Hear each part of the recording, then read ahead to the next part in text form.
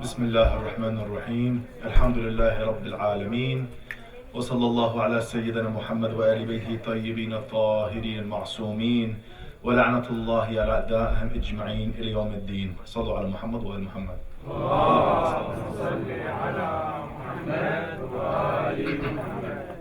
أعوذ بالله من الشيطان الرجيم. بسم الله الرحمن الرحيم. And whoever is in the heavens and the earth makes prostration to Allah, willingly or unwillingly, their shadows too, in the morning and the evening. Sadaqallah. So today I'm going to be discussing belief and how everyone believes in something and how beliefs are very intrinsic to man's creation. Whether they want to believe or don't want to believe, whether they believe in Allah or other than Allah, whether they believe in one Allah, many Allahs, whether they believe in a sports team, whether they believe in materialism, whether they believe in nothing, supposedly, everyone has to believe in something. So that's what I'm going to discuss today. And when I said atheism, even atheists believe, I said that very, very purposely.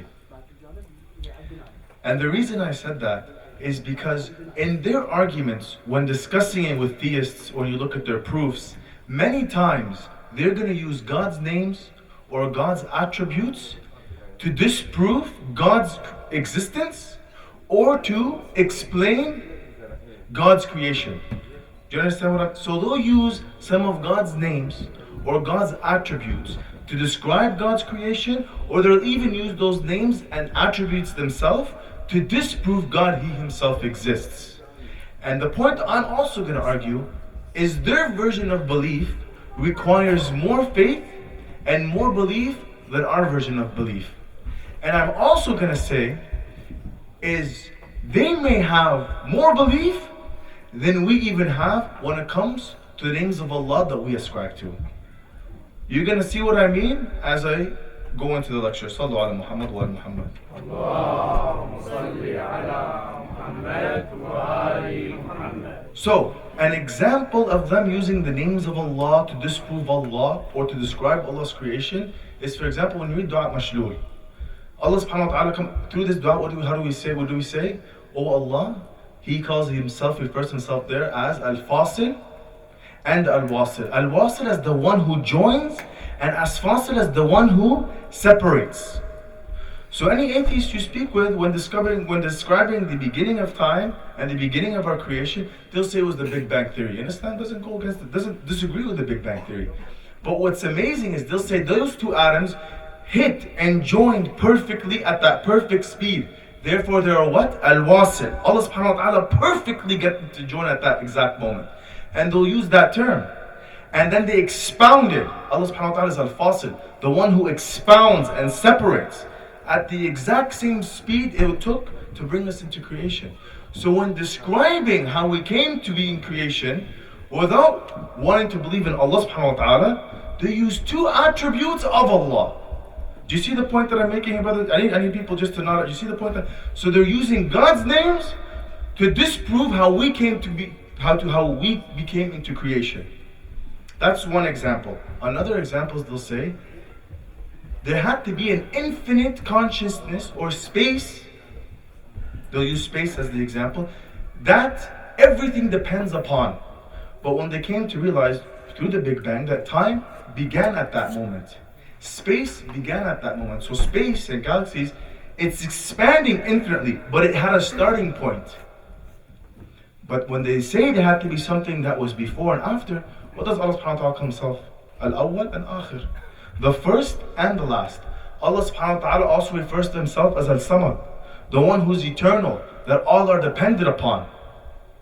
Those are another few simple examples of how they will describe this creation, not referring it back to Allah, but Allah subhanahu wa ta'ala describes Himself with these names. You see the point I'm following through with? And there are many more examples like this. But just so we understand briefly what I'm referring to, and what I meant by them using why they have more belief than even us, is because they came to the name Al-Ahad. There had to be one unique existent thing that all are dependent upon. Without reading Surah Al-Ikhlas, they came to understand all have to be dependent upon this thing. Without reading Surah Al-Ikhlas and knowing there's something called Al-Samad, all are dependent upon. They came to understand there has to be an awwal and there has to be an akhir.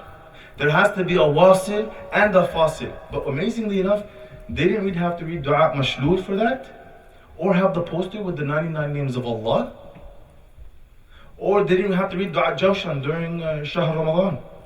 They came to understand these terms and to get to that place simply through reflection and pondering. So they'll have a better understanding of Surah Ikhlas when we say قُلْ هُوَ اللَّهُ أَحَدٌ اللَّهُ الصَّمَدُ, because they came to understand there has to be an ahad. They don't want to call that ahad Allah, but they know there's something called the ahad. So what I'm trying to say is, when we read something that we read every day, a minimum of X amount of times a day, to reflect on those names and terms that Allah subhanahu wa ta'ala describes himself with. And a famous atheist, Anthony Flew, who was like the Richard Dawkins of his time and etc., prominent atheist, he came to believe in God exists through the intelligent design theory, saying that everything is so beautifully manufactured, everything is so finely tuned. Another term, everything's perfectly fashioned. Allah subhanahu wa ta'ala is what? Al-Musawwir, the one who fashions everything. And they'll come and say everything is so fashioned so perfectly. Allah subhanahu wa ta'ala, this is another term of his, Al-Musawwir. So he says everything was so intelligently designed, not when discussing space or universe or the stars, but when he came to look at DNA. The intelligent design behind something which he could not see, after decades of atheism, at the age of 81, decided to become a theist. And then died 6 years later. Through what? The names of Allah, intelligent design. Allah subhanahu wa ta'ala calls himself what? Al-Khaliq, the creator. Intelligent. Al-Alim, Al-Hakim, the wise, the all-knowing. So, when we read these names during Dua Jawshan, or any times we refer to these names, or these posters we see in our room, in our homes, just ponder on those names and how Allah subhanahu wa ta'ala describes himself. But on that point, I want to have a quick disclaimer. According to Imam Rida, when describing these names, and according to one of the Ma'sumin, in case Islam, sallu ala Muhammad wa alaihi.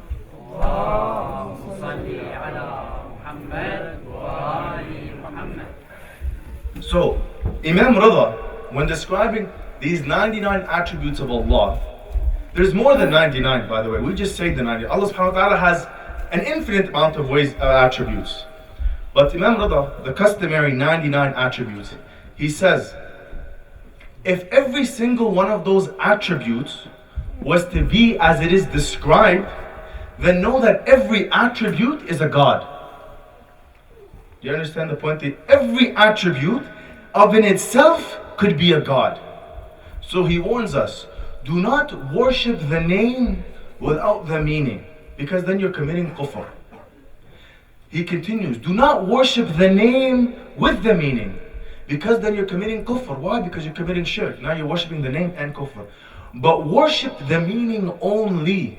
Why? Because he says the meaning is Allah. Never separate the attributes of Allah from the essence of Allah, for they were always in Allah all the time, at the same time, never separated or disentangled or exercised differently. It's like taking the sweetness out of sugar. Can it be done? Otherwise it's not sugar. Allah subhanahu wa ta'ala, you cannot differentiate his attributes or names from his essence. He is all those attributes all at the same time. So what the Imam is warning us of is, when you speak of these names, let those names and attributes always take you back to Allah and never recognize them separate from Allah. Sallu ala Muhammad wa ala Muhammad. Allahumma salli ala Muhammad wa ali Muhammad. And when I said atheists not only have a stronger belief system, for example, let's say when I mentioned Surah Al-Ikhlas, they also require more faith and more belief than us. Why did I say that? It's because they realized space had a beginning point, so they need to come up with something that was more infinite. So they came up with that theory, the multiverse theory. And I'm not saying I'm a scientist or anything, but these are the way it is described. The multiverse theory says simply that before this universe, there's other universes, an infinite amount of other universes. So what does that mean? But there's supposed to be people of science and labs. Are other universes, have they been viewed? Have they been measured? Have they been prophesized? Have they been anything? No. They're completely a theory and completely faith-based. So for them to believe that we came into creation, they have to believe there's another infinite amount of universes before our universe. And that to me is harder to believe than simply that Allah subhanahu wa ta'ala made us. So that's why I made the point that they have more belief than we have belief.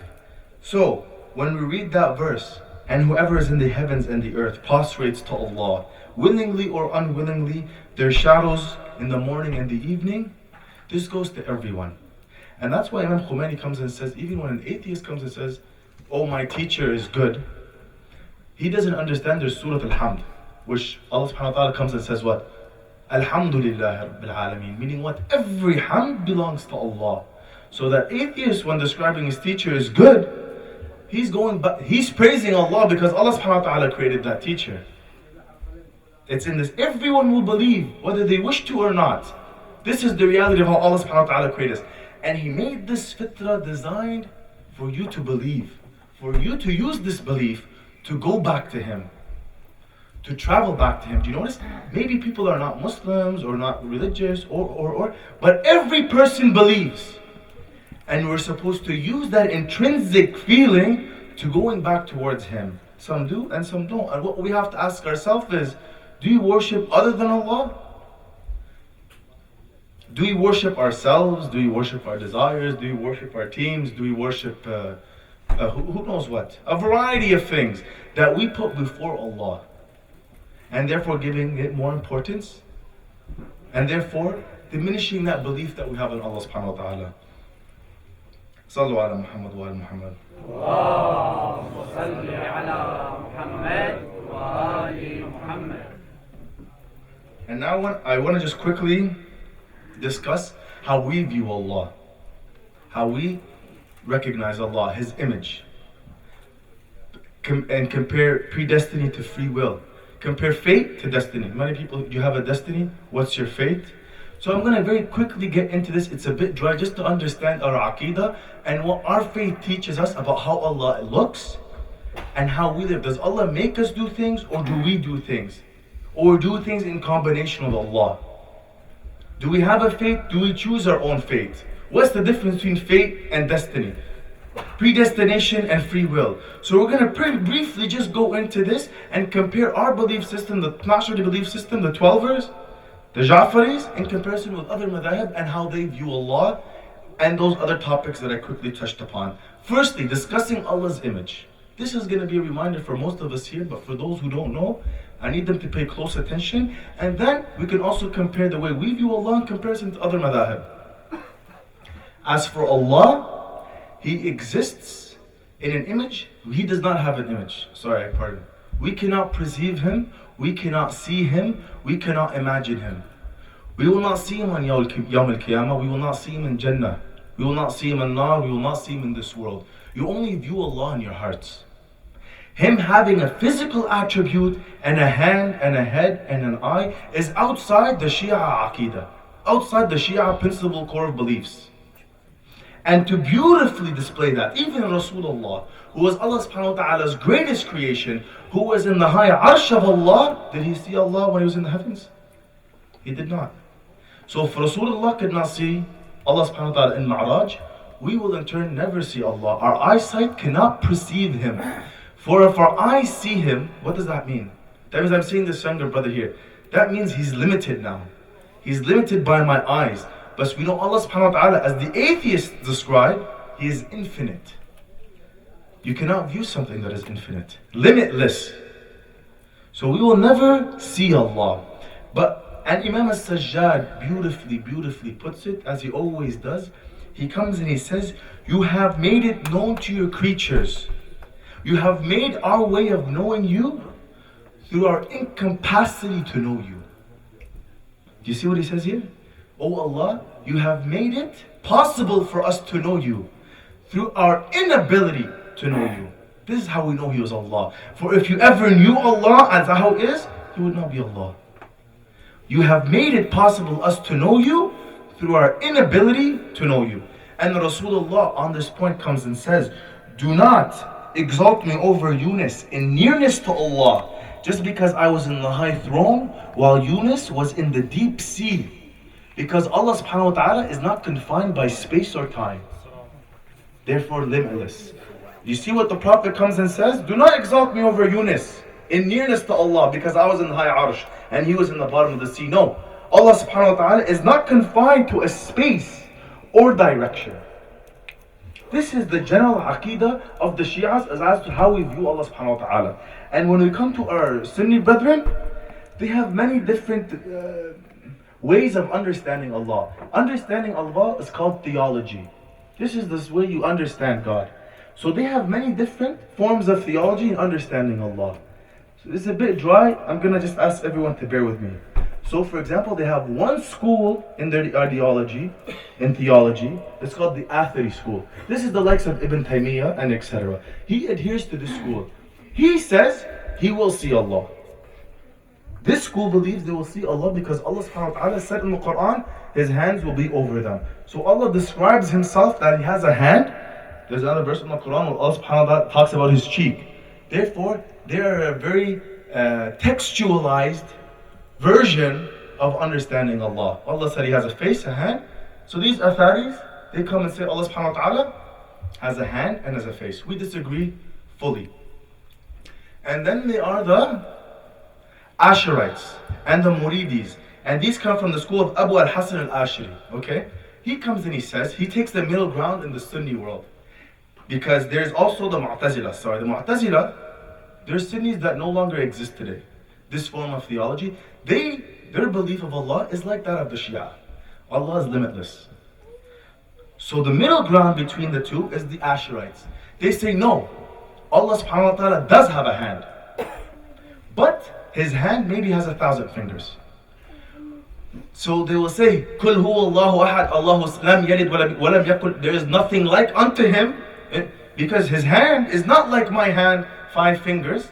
He is not comparable to anything in the sense that He has 1,000 fingers. So they'll come and say, they try to take the middle path between the Atharites, Sallallahu Muhammad wa Muhammad.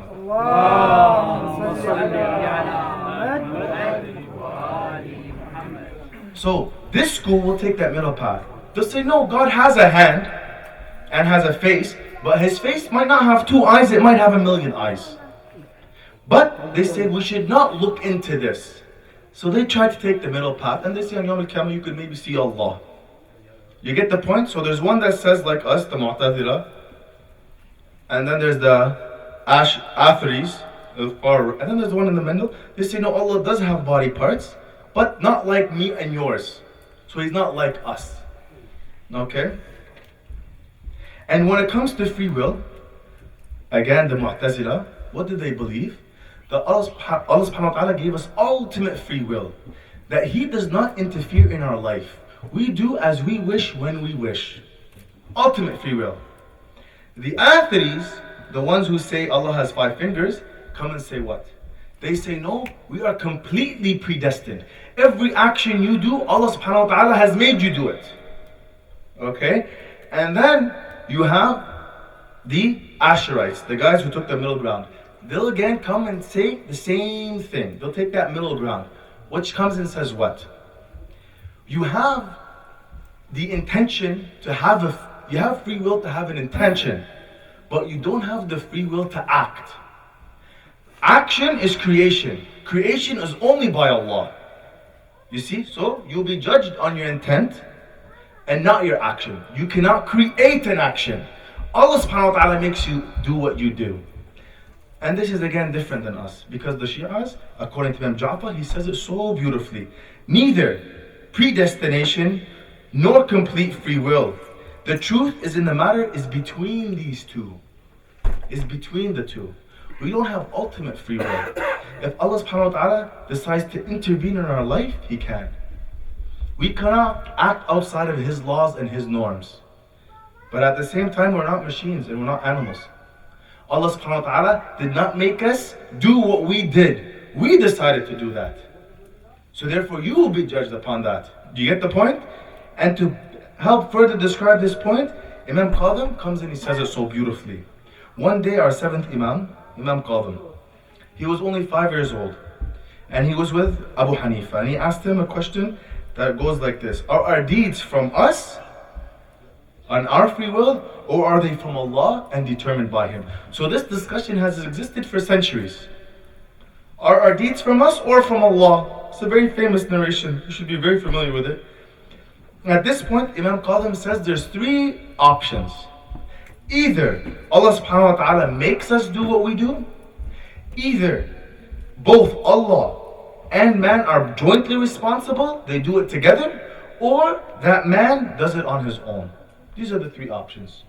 So the Imam says, in the first one is true, then Allah subhanahu wa ta'ala will be judged on Yawm al-Qiyamah. And he'll be going to heaven or hell, because he's the one who did the deed. How could I be judged for a crime I did if Allah made me do it? It doesn't make sense. So he will be judged on Yawm al-Qiyamah and he will go to heaven or hell. If the second one is true, where me and Allah did it, then both of us will be judged and both of us will be rewarded or punished. He also says this doesn't make sense. And the last one, and the only true one, is the third, because only man will be judged on the day of Qiyamah and sent to heaven or hell, as man alone is responsible for his actions and deeds. You are responsible for your actions. You are responsible for your deeds. And by this, we are not diminishing the will of Allah or the power of Allah by saying we can create. No. Allah subhanahu wa ta'ala has given us the capacity to act. And underneath His power that we're always in need of, we can act. Because the other school says, oh, if you act, therefore you're creating. We say, no, we are only acting because of the power that was given to us by Rasulullah. We cannot act outside His norms. If I want to do something and Allah does not want me to do it, I cannot do it. But what we say is that Allah subhanahu wa ta'ala doesn't necessarily interfere in everything. We are free agents. He lets us do as we wish. Generally, sallu ala Muhammad wa ala Muhammad. اللهم صل على محمد وآل محمد. And Sayyid Mujtaba Lari says it beautifully. The only compulsion in our religion is free will. The only thing you're compelled to have is your free will. This is the only thing you have to own. The only thing you're compelled to have is free will. And our free will cannot go beyond the limits of order that are established by God in His creation. And we are always in His need, and the use of powers that we inherit are impossible outside of Him helping us. So we never say we're independent, like the Mu'tazila say, we act, we do. Allah does not interfere. No. We understand we are always regulated under His desires, wishes, and demands, while recognizing He does not make us do, whether in intent or whether in action. Sallu ala Muhammad wa ala Muhammad.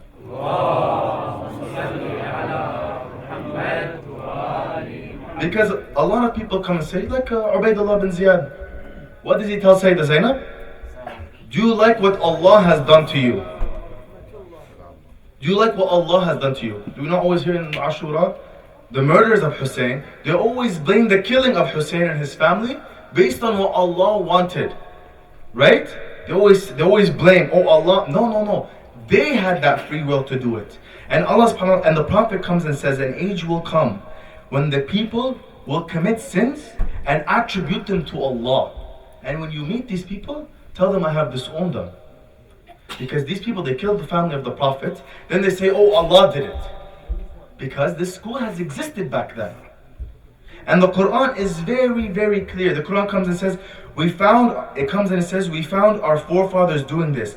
And God has commanded us to do it. Tell them, O Prophet, God never commands men to commit foul deeds. But you attribute to God every sinful act you commit out of your ignorance. The Quran is clearly saying, you do an evil, you're responsible for that evil. In Tashayyu', we recognize that. Because the other verse comes and says, we have shown man the path of truth and the path of falsehood. He may choose either the path of guidance and offer thanks, or choose the path of ignorance. The decision is yours. The decision is mine. And this is the Shia Aqidah on this issue. And when it comes to fate and destiny, no one has a fate, no one has a destiny. You are the master of your fate, and you are the master of your destiny. I work at Health Canada. Allah subhanahu wa ta'ala did not predestine me to work at Health Canada. Through a series of events, through cause and effect, I came to land at Health Canada through a bunch of decisions that I had made. Allah subhanahu wa ta'ala, He's the one who gives rizq. That's predetermined. Like my parents were given to me, no problem. But it wasn't like my fate and my destiny was to work at this job. This was done through my decisions, where I decided to go in my life. And that's why Amir al-Mu'mineen, he's sitting beside a dilapidated wall. The wall's about to fall. The Imam gets up and sits somewhere else. The person beside him comes and says, are you fleeing from what Allah has destined for you? The wall's about to fall on the Ma'soom. He gets up and he moves. You get it? Are you fleeing from what Allah has destined for you? The Imam, what does he reply? I am fleeing from one destiny to the other. You see what the Ma'soom says? I am fleeing from one destiny to the other. For if that wall fell upon me, that is my destiny. But if I fled and went elsewhere, that was also my destiny. My destiny is for me to choose. So I leave from one destiny to the other. And that's why Imam Ja'far al-Sadiq comes and says, God wished that things should take place through cause and means. And He decreed nothing except by means of a cause. He therefore created a cause for everything. The Ma'soom is telling us about cause and effect. Decisions have actions. It's simple as that. And Imam Ali continues to say, God alone is the only one without cause. He is outside of cause and effect, for He created these laws to govern humanity. Sallu ala Muhammad wa ala Muhammad. Allahumma salli ala Muhammad wa ali Muhammad. So if things don't work out in life, or you don't get the job you want, or go to the school you want, or etc., etc., etc., get the car you want, it's not necessarily because Allah did not want that for you. We say that, oh, it was my fate not to get it. Oh, it was my destiny not to have it. Not necessarily. Sometimes we did not work hard enough to get it. Sometimes we were just a better guy for the job. It's not a matter of your fate is just an excuse we use to make ourselves feel better about who we are. You have to understand you are very powerful agents that Allah subhanahu wa ta'ala has created, and you have the complete power and control to do with your life as you wish and be held accountable to that. It's not your fate. It's not your destiny. You make your fate and you make your destiny. I'm going to ask everyone just to give me 5 minutes, inshallah. 5 minutes. Okay, we'll go for 5 more minutes, inshallah. Everyone, I don't know if everyone else is this punctual for Salah. Sallallahu ala Muhammad wa ala Muhammad. Allahumma salli ala Muhammad wa ali Muhammad. Yesterday, I discussed Muslim bin Aqil. And today I'm going to discuss his sons, Muhammad and Ibrahim. They say one was 10, Muhammad was 10, and Ibrahim was the younger son. So after Karbala, and some even say he went with Muslim bin Aqil. And they were caught by Ubaidullah bin Ziyad. And Ubaidullah bin Ziyad called for the prison guard and he put them in jail. And he said to that prison guard, when he took the two sons of Muslim bin Aqil, he comes and he says to them, take away these two children and imprison them. Do not give them good food or cold water and harass them. The infants fasted during the day, and when night came, the guard brought them 2 breads of barley and a jar of water for them. When 1 year passed in this manner, one of them said to the other, we have spent a long time in this prison, and our lives are passing away, while our bodies have been worn out. When the old prison guard comes to us, we shall reveal to him our status and our ancestry, so that he might be compassionate towards us. So, when the old sheikh came, the old guard, they looked at him, they say, oh sheikh, do you know the Prophet? He answers yes, in the affirmative. They continue to ask, do you know then Ja'far ibn Abi Talib? He says yes, the one who flies with wings whenever he chooses with the angels. Do you know Ali ibn Abi Talib? Yes, I know him, for he is the cousin and the brother of the Prophet. Oh Shaykh, we are from the progeny of the Prophet and are the sons of Muslim bin Aqil. Upon hearing who they were, he decided to let them free. So the prison guard fell upon their feet and said, may my life be your ransom, O prodigy, O family of the Prophet. So the 2 children, like their father, began to wander the dark streets of Kufa, alone, with no one with them, until they came by an old woman, and they come and they said, we are small travelers and do not know the road. The darkness of the night has fallen. She replies to them, I have never smelt a similar fragrance emanating from you. I've never smelled such a beautiful smell. O women, they say, we are from the progeny of the Prophet. She looks at them and says, O dear ones, my son-in-law is an evil man. If he finds you, he may take you to Ubaydullah bin Ziyad. Then they go into that room and they come together and they look at each other and they come and say, O dear brother, I desire that we spend this night in peace. Come closer, that we may embrace one another and fall asleep. I fear death may separate you from me. When night advanced, the evil son-in-law came and he knocked at that door. He began to tell that Ubaydullah wants to give a big reward for the two heads of Muslim. Ubaydullah bin Ziyad, if he finds these two heads, he's going to reward a person greatly for them. So when he says this to his his mother-in-law, she looks at him and says, fear the wrath of the Holy Prophet on the day of Qiyamah. He replies to her, woe be to you, this world should certainly be desired. He was a believer of this world, and he was a believer of his desires. So at midnight he heard the voices of the snoring of the children and advanced towards them, until his hand touched the side of the younger one. He replied, have you escaped death, and now you have fallen prey to it again? Praise be to Allah who has given me victory over you. Again, they go back to Allah even while committing this sin. The man called his black slave Fali. He said to him, take these two to the shore of the Euphrates and strike off their heads and bring it to me. O black slave. Then the boys, when they see this black slave that's about to butcher them, they say to him, O black slave, you resemble the Mu'adhin Bilal of our holy grandfather. Upon hearing who they were, the slave fell on their feet and kissed them and said, may my life be ransom, and may my face act as a shield for yourself. Saying this, he threw away his sword and jumped in the sea and swam away. And then the boys were left alone. And then that evil man now sent his son. And the man called his son and gathered for them. Called his son to go kill these boys. Upon him going to kill these boys, they look at him and say, O youth, look how they tried to save the killer. They say, O youth, how I fear your youth being burnt in the fire of hell. The youth asked them as to who they were. They replied, we are from the family of the Prophet, and your father intends on killing us.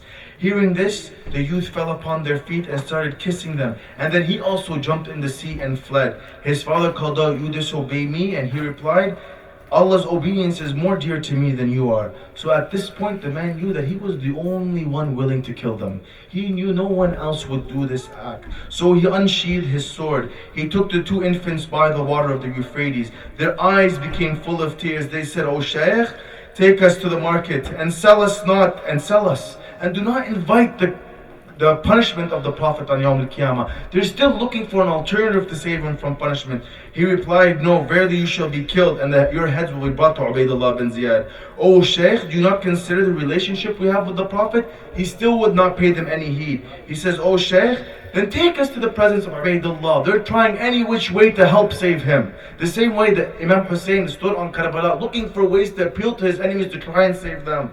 They said, O children, do you not have pity on our infancy at least? To which he replied, Allah subhanahu wa ta'ala has left no mercy in my heart. O Shaykh, now that there's no hope left, give us respite to recite some units of prayer. He said, pray as much as you like if it benefits you. And then the children recited 4 units of prayer, then lifted their eyes towards the heavens and cried, O ever living, O wise, O best of judges, judge between us with righteousness. He stood up and severed the head of the older brother and kept his head in a bag. Then the younger brother, who had smeared his body in the blood of his older brother, said, I desire to meet the Prophet of Allah in this very state, drenched in the blood of my brother.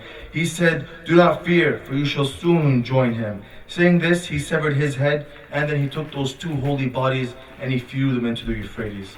Inna lillah wa inna ilayhi raji'un. Ask Allah subhanahu wa ta'ala to allow us to be of those who ponder and to reflect and to use His signs and attributes to go towards Him. Ask Allah subhanahu wa ta'ala to allow us to be of Ibadah al-Salihin, the Habba of Muhammad wa al-Muhammad, the Shi'as of Amir al-Mu'mineen, and the Muntadhirin Imam Sahib Asri wa Zaman. Sallu ala Muhammad wa al-Muhammad. اللهم صل على محمد وآل محمد.